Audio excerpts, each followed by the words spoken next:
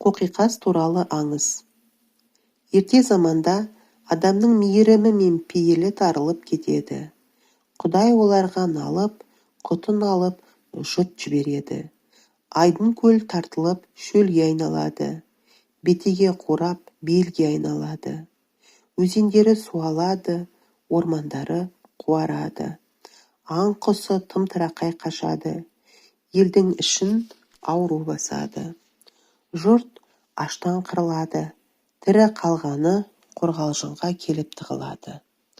Құдай тек қорғалжын көлін ғана аман сақтапты, оған кінә тақпапты. Себебі бұл көл адам атаның бір тамшы жасынан пайда болған екен. Пейіштен қуылған адам ата мен Хауа ана жердің екі бұрышына түседі.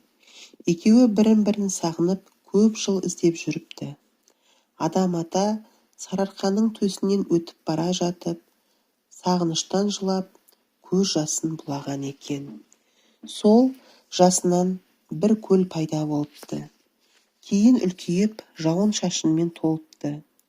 Көлдің тұзды келетіні содан екен. Елге жұт келгенде, жұрт сол қасиетті көлді сағалапты. Құдайға бәрі жылапты. Тоқтата көр деп сынақты. Мейірімді Құдай олардың күнәсін кешіпті. Кенет алыстан денесі тайыншадай үлкен әппақ құстар ұшып келеді.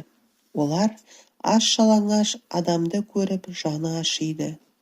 Оларға өз тәндерінен ет жұла бере бастайды. Жұрттың қарны тойып жан сақтайды. Көктен жауын жауып, өзен көл сумен толып тіршілік қайта тіріледі. Тайыншадай құстар денесінен ет жұлып бере беріп кішірейіп кетіпті. Ал тұмсығы имек болып қалыпты.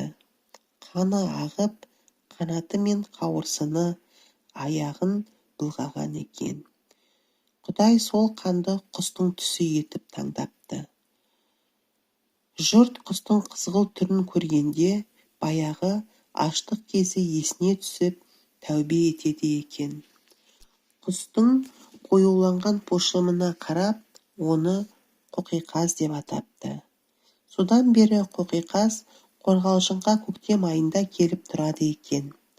Көлдің көркін жайнатып, құстарды сайратып, табиғатқа өң салады екен. Бұл құсты нақақ өлтірсе, Құдай елге жұт жібереді деп сенеді. Қоқиқазды түсіне қарап, кей жерлерде Қызыл қаз деп те атайды.